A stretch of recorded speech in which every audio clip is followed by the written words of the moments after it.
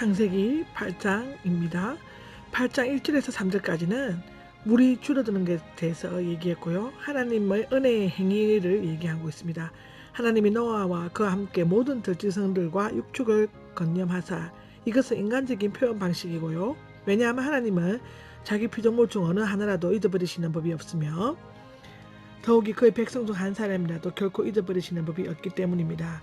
이것에 대한 기록은 누가복음 12장 6절에도 나와 있습니다. 하나님께서 노아를 기억하심은 인류에 대한 그의 긍휼의 회복을 뜻하는 것이었습니다. 그는 인류를 완전히 없애시려고 하시지 않았습니다. 노아 자신도 비록 여호와님께 은혜를 입은 자였지만 방주 안에서 잊혀져 버린 듯해 보였습니다. 필시 그도 스스로 그렇게 생각하기 시작했을 것입니다. 왜냐하면 그가 얼마나 오랫동안 갇혀 있어야 하며 언제 풀려날지에 대한 하나님의 말씀이 없었기 때문입니다. 믿음이 돈독한 노아라도 이치를 놓고 따져볼 때 홍수가 해야 할 일은 다 끝났다고 생각된 후에도 그것이 오랫동안 계속 지속되자 자기를 닫아 넣으신 분께서 계속해서 자기를 가둬 놓으시지 않을까 하고 염려하여 호소하기 시작했습니다. 어느 때까지 나를 잊으시겠나이까. 그러나 마침내 하나님께서 그에게 긍휼을 베푸셨습니다. 그리하여 이 사실은 하나님이 그를 다시 말하면 건념하셨다는 말로 표현되고 있습니다. 바람과 물을 다스리시는 하나님의 능력은 2절 3절에 나와 있는데요. 사람은 그 어느 것 하나라도 제어하지 못하지만 하나님은 그것들을 마음대로 다루신다 라고 되어 있습니다. 하나님께서 홍수를 물어나게 하시기 위해 바람을 명하여 오라 고 말씀하시자 바람이 왔다. 바람으로 땅을 불게 하심에, 여기에서 몇 가지 생각해 볼 필요가 있습니다. 첫째는 하나님께서 노아에 관한 무엇을 기억하시든가 그것은 그를 구원하시는 일이었습니다. 둘째로는 하나님께서 바람을 다스리는 것은 어떤 주권적 통치인가, 강풍조차도 그의 말씀을 쫓는다. 이것은 기록은 시편 148장 8절에 나와 있습니다. 이제 하나님께서 바람을, 곧 말리는 바람을 보내셨다.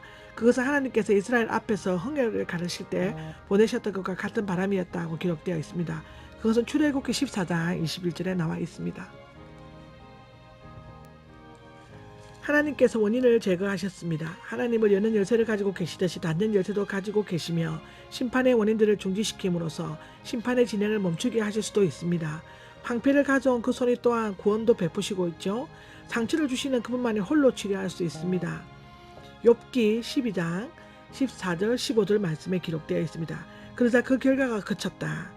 그것은 단번에 모두 그친 것이 아니라 차차 그쳤습니다. 보통 하나님은 자기 백성의 구원을 점진적으로 이루십니다. 하나님의 스타일이 여기서 보여집니다. 그런 부분으로 평범한 날이라고 무시할 수 없고 큰 일을 당하는 날이라고 절망할 필요가 없다는 것입니다. 조금 좋다 해서 하하그리고 조금 슬프다 해서 슬퍼하고 그렇게 얄팍하게 아주 얇은 믿음을 가질 필요가 없다는 겁니다. 그냥 묵묵히 우리가 하나님 일을 하고 하나님의 자녀가 되면 그 모든 것을 하나님께서 다 돌보아 주신다는 뜻입니다. 이것은 잠언 4장 18절에 나와 있고요. 4장 10절에도 나와 있습니다. 4절과 5절에서는 물이 줄어듦을 기록했는데요. 방주가 머물렀다. 이 사실로 인하여 노아는 자기가 타고 있는 집이 땅에 고정되어서 더 이상 움직이지 않게 되었다는 것을 알고 어느 정도 만족을 얻었을 것입니다. 그 방주는 노아의 지혜에 의해서가 아니라 하나님의 지혜로 그녀로 섭리에 의해서 지시받은 산 위에 머물게 되었습니다. 그래서 아마도 좀 더 신속하게 머물 수가 있었을 것입니다. 하나님은 자기 백성에게 어려움을 주신 후에는 그들을 위하여 실시간과 장소를 마련해 주십니다. 제 삶이 그렇습니다. 전 너무나 일을 많이 하고 8살 때부터 밥도 하고 중학교 때도 시장에 나가 장사를 하는 그런 삶을 살았습니다. 하나님을 만나고 제가 지금 나이가 56인데 지금은 집에서 이렇게 하나님 말씀을 보고 공부하는 아주 평온한 삶을 살고 있습니다. 하나님께서는 우리를 위해서 다 예비하고 계셨습니다. 특히 나를 위해서 하나님께서는 예비를 하고 계셨습니다. 또한 하나님은 자기 백성들에게 알맞고 위로가 될 생활의 안정을 마련해 주신 데 있어서 흔히 그들의 계획이나 예상을 초월하여 인도하십니다. 아멘. 저 경우가 그렇습니다.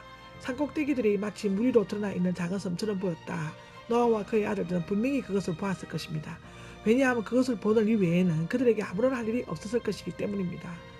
지루한 항해 끝에 육지를 보기를 갈망하는 선원들처럼 그들은 매일같이 방주의 창문으로 밖을 내다보았을 것입니다. 라이프드로의 계산으로 하자면 그들은 배가 땅에 걸렸다는 것을 느낀 지 40일 이상이 지났어야 땅을 보게 되었다 하는데요. 라이프드는 물이 비례적으로 감소하였다면 그때 방주는 물속에 11큐핏이 잠겨 있었으리라고 추론하고도 한답니다.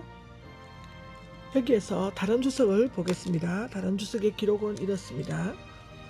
땅에 물이 줄어들어 산봉우리가 드러났다. 1절에서 5절까지인데요.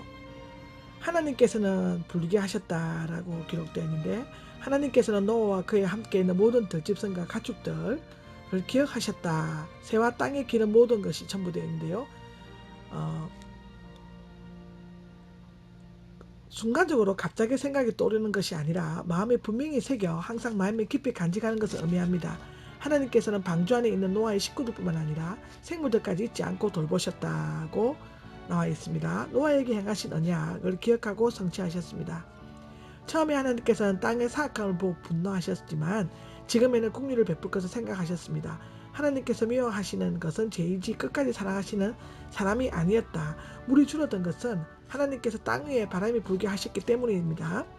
바람은 호흡, 생명, 처음 창조 때 물들 위를 돌아다니고 계셨던 하나님의 영과 같은 단어이며, 여기에서는 창조의 새로운 시작을 알리면서 땅에서 물들을 걷어내고 있다라는 뜻으로 기록되어 있습니다.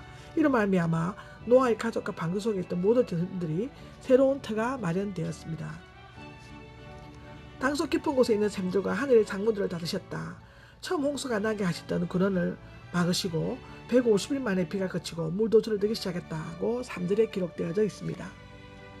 여기 4절을 분명히 짚고 넘어가야 될 부분이 있습니다. 일곱째 달 17일인데요. 모세력으로는 1월 곧 니산월 17일입니다. 이때는 후에 이스라엘이 흥해를 건넜고 또 예수께서 죽은 자 가운데서 일어나신 때였습니다. 이때 방주가 아라랏산 위에 내려앉아 쉬었다의 원형은 눕다, 쉬다, 멈추다의 뜻인데요. 문자적으로는 그 발에 쉴 곳을 찾았다라는 뜻입니다.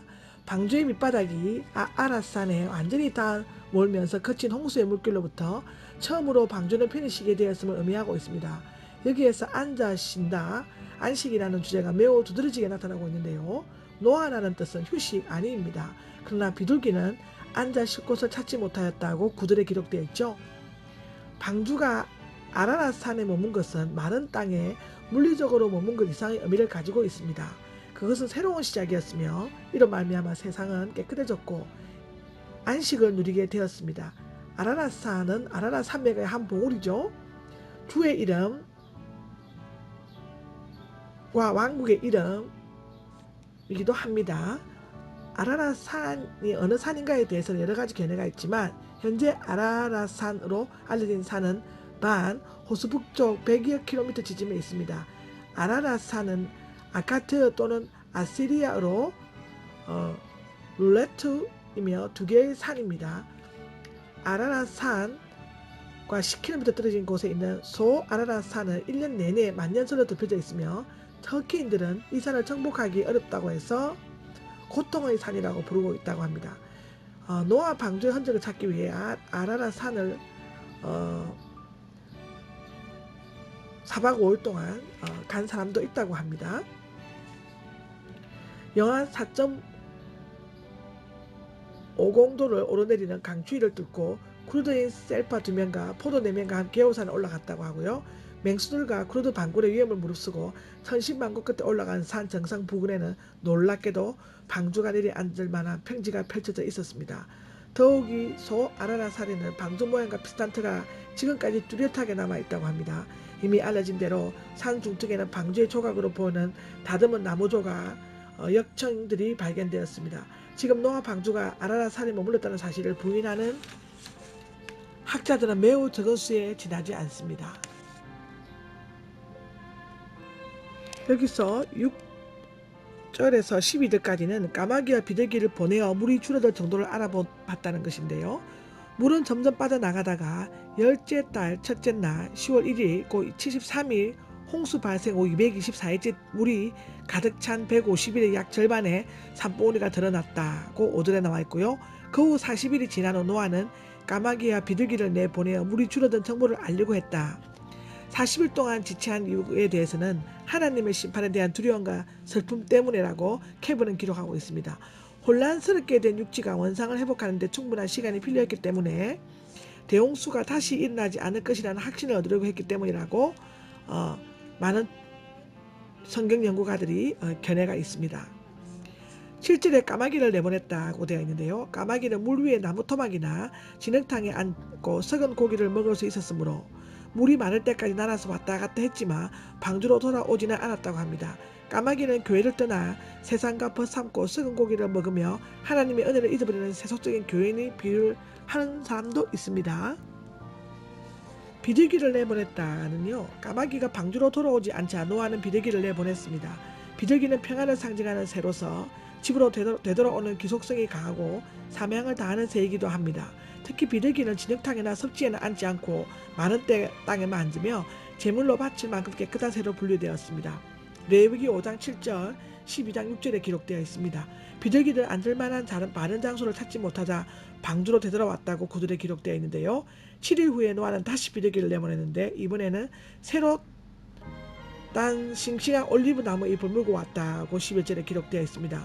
올리브 나무는 저지대에서 자라며 물속에서도 새순이 돋는다고 합니다. 아마도 비둘기는 이런 새순을 잘라 물고 왔었던 것 같습니다. 이것은 썩은 세상과 타협하지 않고 항상 소망의 잎을 몰고 교회를 찾는 참된 심자를 나타낼 때 사용하는 표현이기도 하답니다.